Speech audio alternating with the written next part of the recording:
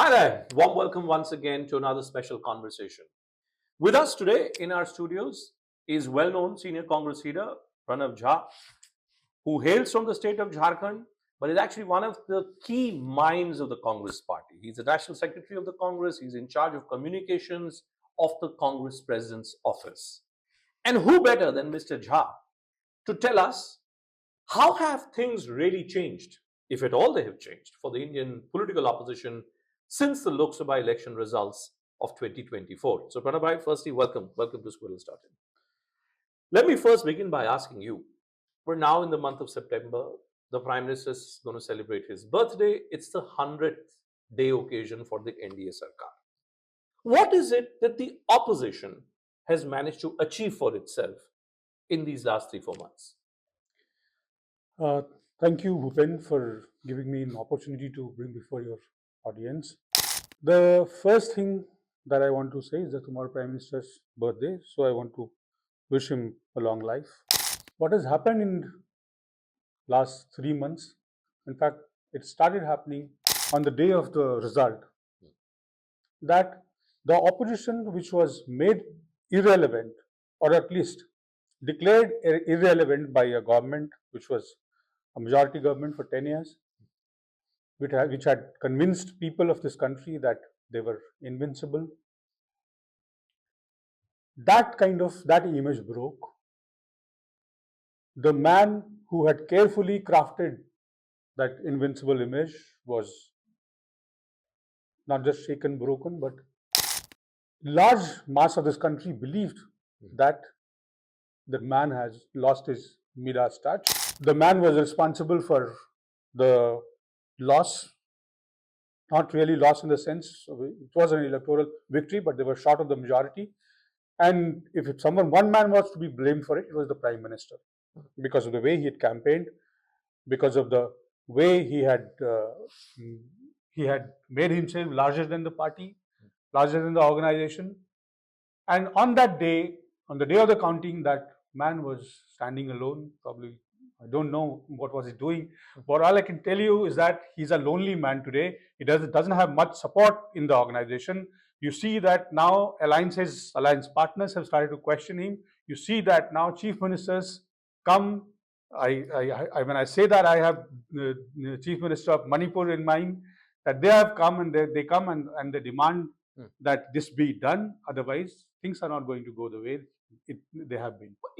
This argument has been made repeatedly from the opposition side that it's the Prime Minister's loss. Now, the reality is he's still the Prime Minister. True. What I'm interested in knowing today is this, that Rahul Gandhi at 99 Lok Sabha seats, right, which is now crossed the 100 mark because a couple of MPs here have joined you.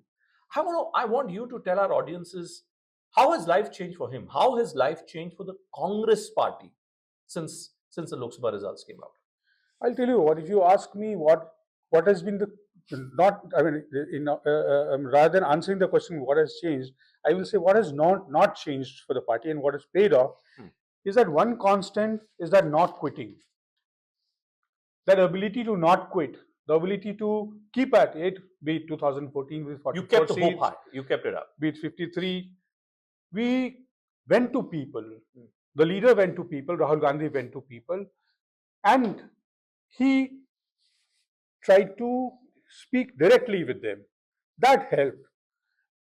And why did it help? Because we had realized that in the Modi scheme of things, opposition doesn't have a space or a medium to reach to people because it's controlled.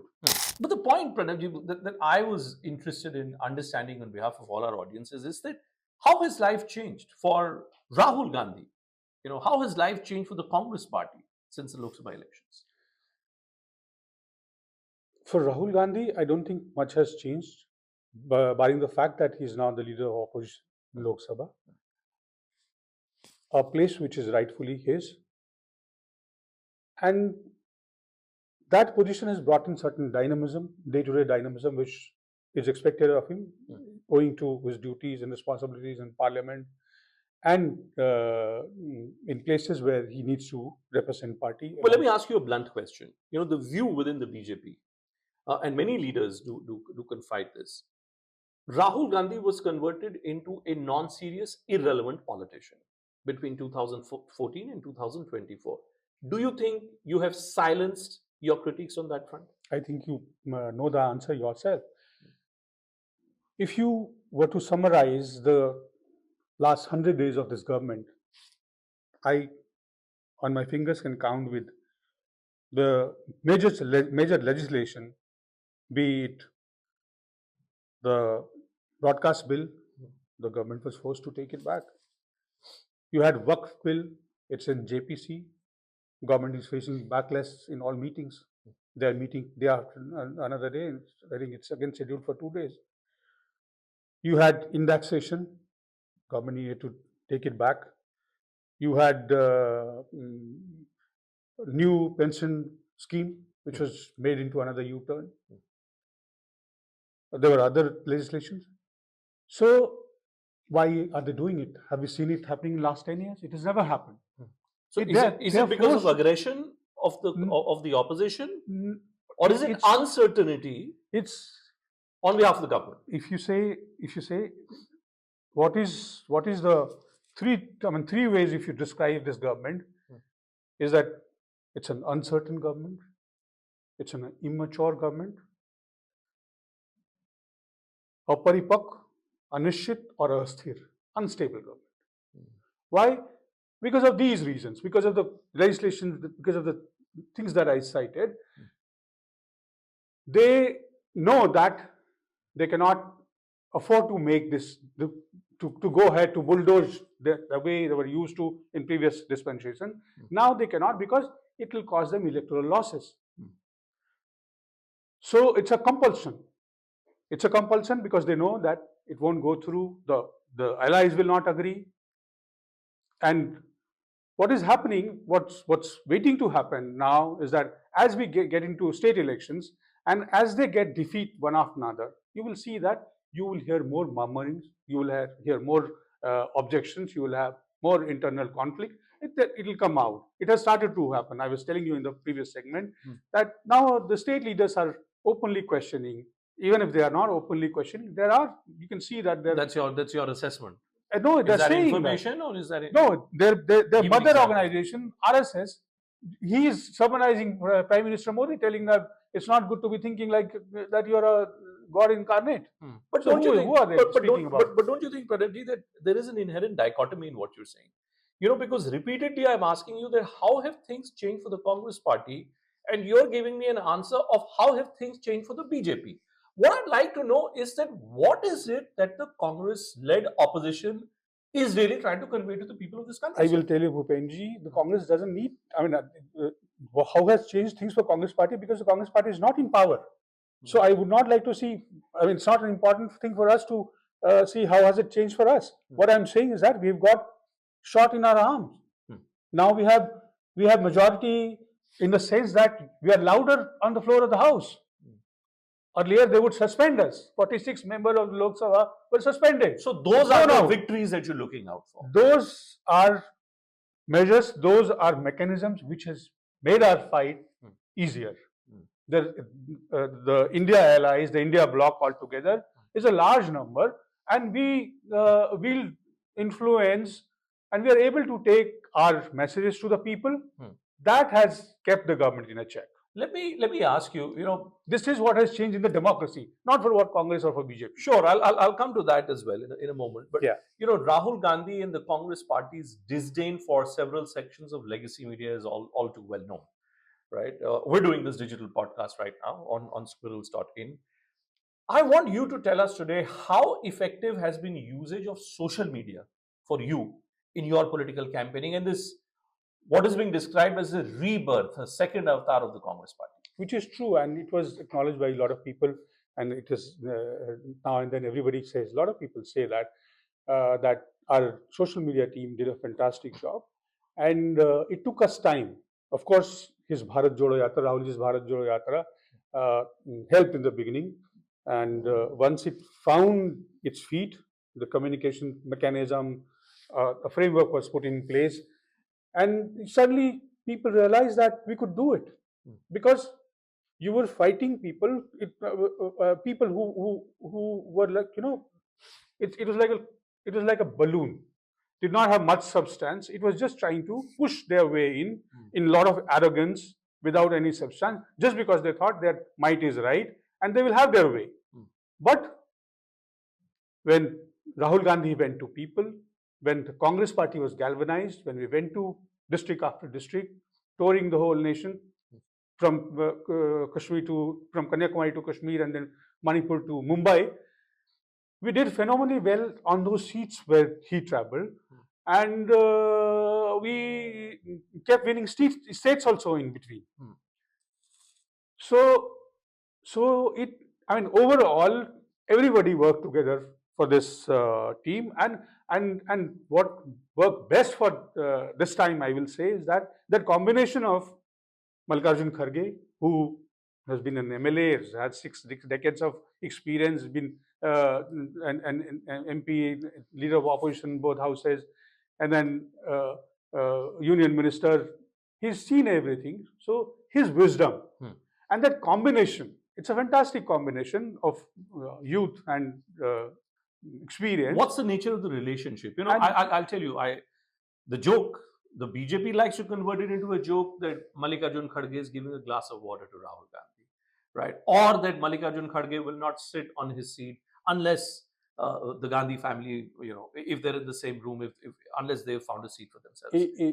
Is the relationship between the institution of Congress presidency and the Gandhi family, is that settled? Two things that I want to say is that, Bhupen, we are talking about Congress president. Mahatma Gandhi was the Congress president. Jawaharlal Nehru was the Congress president. Subhash Chandra Bose was the Congress president. Sarojini Naidu was the Congress president. Rajendra Prasad was not Congress president. Mallikarjun Kharge is the Congress president. He's the same. We are talking about an icon, an institution. Incidentally, this is centenary year of Mahatma Gandhi's presidentship. So we are talking about a man. I told you his 6 decades of experiences. So if he offers a glass of water to the former president, for the Congress president, who's 35 years younger than him, that's more like a father-son relation. Is that the nature of the relationship? I'm not finished. Between the two? When he's getting down the stairs, when the Mallikarjun Kharge is getting down the stairs, and Rahulji lends his hand for support, how do you describe that? So there's nothing to laugh at. There's nothing to to discredit this relation. He goes out of the way to for the young people and elderly. That's in his upbringing. He can teach a lot of things to us in that regard.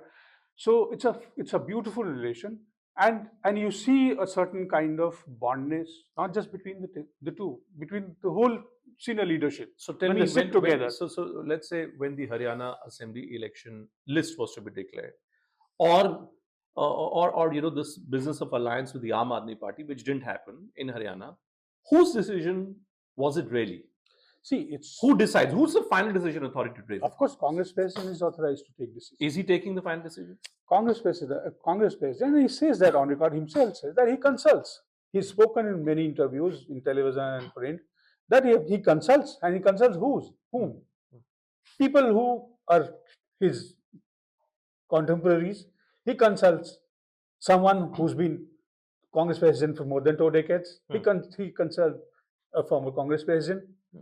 Isn't what democracy is meant to be, or what Modi ji does? Is that the right way to do it? So therefore, the Aam Aadmi Party, which was in alliance with you for the Lok Sabha election. That's a question that you asked me. So I want to have clarity today. What is the story on this alliance? I wanted to tell you is that the offer or the talk of alliance was in the background of the idea that we are the India bloc, and it will be good if everybody stayed on the same platform, even if it is the state election. In the past, we could not. Because this time, this was the idea when we allied with, it was our first trip to Jammu, Kashmir, Srinagar, and we suddenly decided to stop by because they had asked to stop by for coffee. The Abdullahs. We went to the place and the conversation happened, and we mutually agreed. So it was in that उस भाव से वो मुलाकात हुई थी और उसके बाद वो.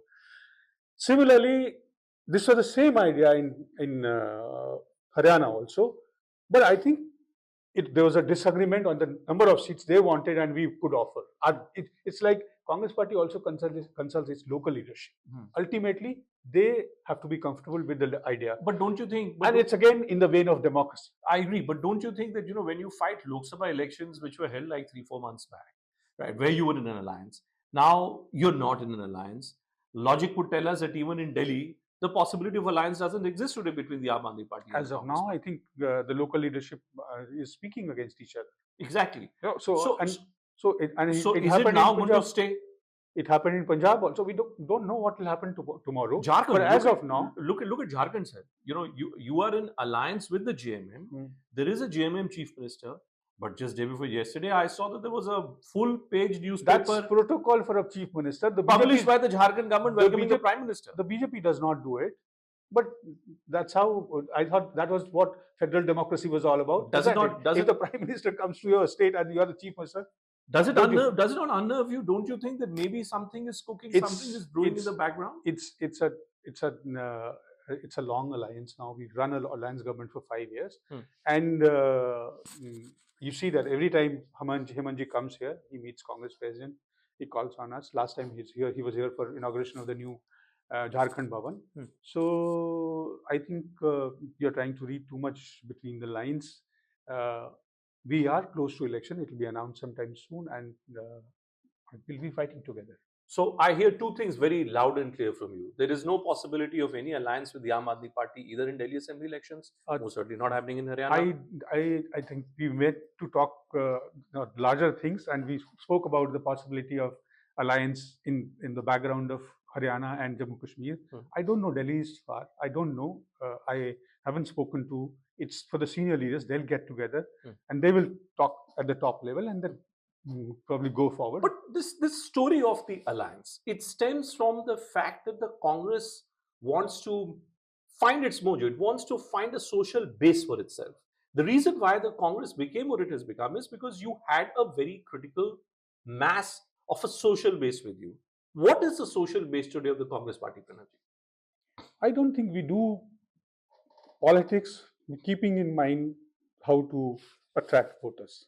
It's like what's right for the country, what's right for the people. Inflation, joblessness, the social unrest that you see amongst the poor, deprived, any section of the society, students for the paper leak, these are issues. Now coming to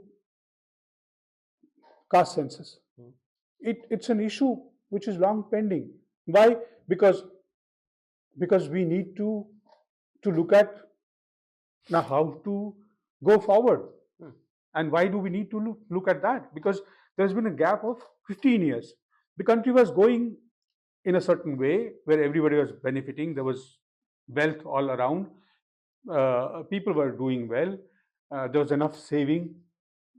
People were investing in the better living condition. People were saving the banks. Country was growing in leaps and bounds. But last 15 years, it's not the same story. It's not the same story because the per capita income hasn't grown in the same way. It's not because the rural consumption is not in the same way. People are not having the same nutritious food. People are not spending on their lifestyle the same way. The savings in the banks are, I'm told, the lowest. But then if you look at the poorest of the poorest states in India, look at UP, BJP tallies down, yes, but they still remain the primary party. Look at Bihar, again, it's the NDA tally, which is still in the lead tally. Look at Orissa, there is a BJP government, which is in power. Look at the northeastern states, the BJP is a primary party. Then this argument that, India is not growing and people are struggling. Why is it? Why does it not throw up greater political dividends for a party like the Congress, which is speaking about this? Well, you're forgetting we're talking about 2024 results. No, I agree. Section of the people, section of the country understood this. And they understood it, and that is the dichotomy. That is what is called the paradox. Is that people in Uttar Pradesh realized that the country needed a better leadership, a different leadership, a new leadership. Maharashtra realized that. It's a developed state. Tamil Nadu realized that, developed state. Haryana partly realized that. They gave us 5 seats. They could have given more. Punjab realized that, developed state. But the overbearing majority which was prevalent on the day of the exit poll, that does the distortion.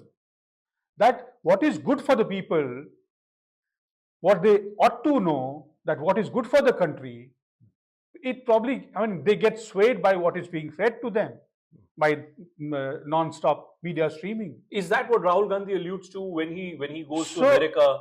I mean, he says that this was actually a fixed election. No, I'm not saying that. When he was saying it was a fixed election, he is hinting at this. What I'm saying is that if the media had said that no, it's an open election, they may have lost 30 or 40 odd seats. You never know, because the fence sitters are voting as per which side is winning. Everybody wants to bet on the winner side. So if you had neutral media saying that no, it's an open election, anybody can win. So people then, in that case, a lot of people have taken independent decision and would have gone ahead and voted accordingly. But let's just come back to the alliance question for a moment, and let's look at the other key election-bound state of Maharashtra, where there has been so much of khichdi that you just don't know who's standing on which side. Where is the Congress today in Maharashtra, state which you ruled for so long?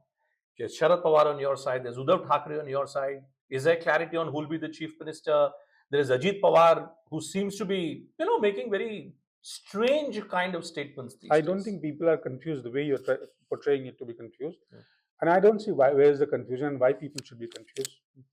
In the background of the fact that Congress is the largest party. Congress party has said that we will decide about the chief ministers.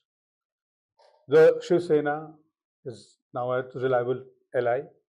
They didn't say that they want to be the chief minister. They said, no, we'll fight in the spirit.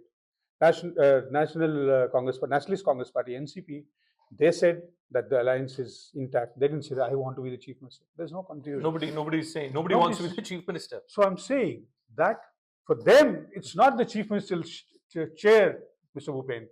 It's the welfare of people of Maharashtra. It's the opportunistic government which they are running illegally.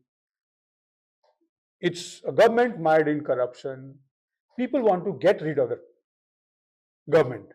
And Congress and its allies know that they have a state where people are waiting to overthrow this government, given the first chance. So all we need to do is sit together when the election is announced, decide the seats among themselves. There's a lot of apprehension during Lok Sabha also. All naysayers were proven wrong. So it will happen. It's a natural thing. Now you will see one after another. If I can tell you in one line what is happening is that BJP is going to its sunset and Congress is rising. Congress is rising. But opposition is rising in larger sense. The rise, we're still not clear, is coming on the basis of what social base? Is it a specific community, a specific region where you feel more comfortable today? I will say that it's a lot of things. It's on what we say, on what we promise. It's a promise of more jobs to the youth. It's a promise for better support, economic support to the women of this country, the social security, women's security. It's to the youth who wanted to go and serve in defense forces, who've been denied now because of the new policy that Modi suddenly overnight thought of. They are waiting that the new government will come and do away with this Agniveer policy. It's businessmen who suffer and curse the government because of the GST that they have to pay, and the arrogant finance minister that the prime minister is compelled to. I don't know. What is it? When I say that, I'm thinking about the incident that happened in Coimbatore. So it's a government. I can't call it an illegitimate government. It's a government which is not trying to drag itself. Ideally, it was not Narendra Modi's mandate, but I don't want to comment.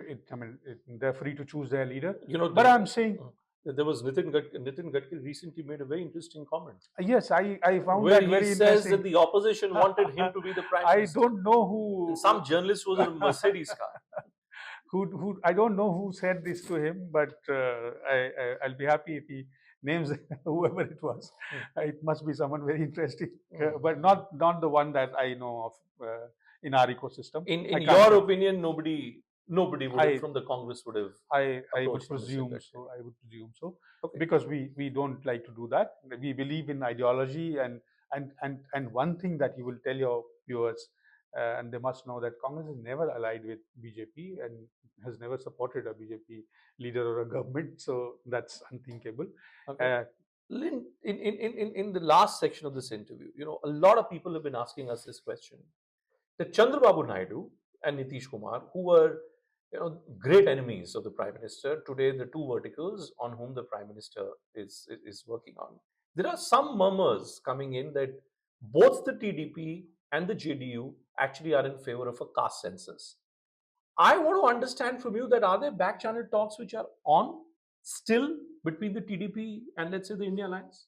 I am not aware clearly, honestly, on this issue, and I'm happy that they see merit in what the Congress party is There are doing. some reports which are coming in. I'm not sure of that. Yeah, even I saw it, and I would not be surprised considering Nitish Kumarji was always in favor of caste census, and they realized merit in it, and we all believe, country largely believes now that it needs to be done. It needs to be done for better allocation of resources, to check, to judge how has the country progressed in last 7 decades, to see that I say that when I travel southern part of the country, I see that the living condition of Dalit is better than the forward caste of our society from the part of the country that I come from.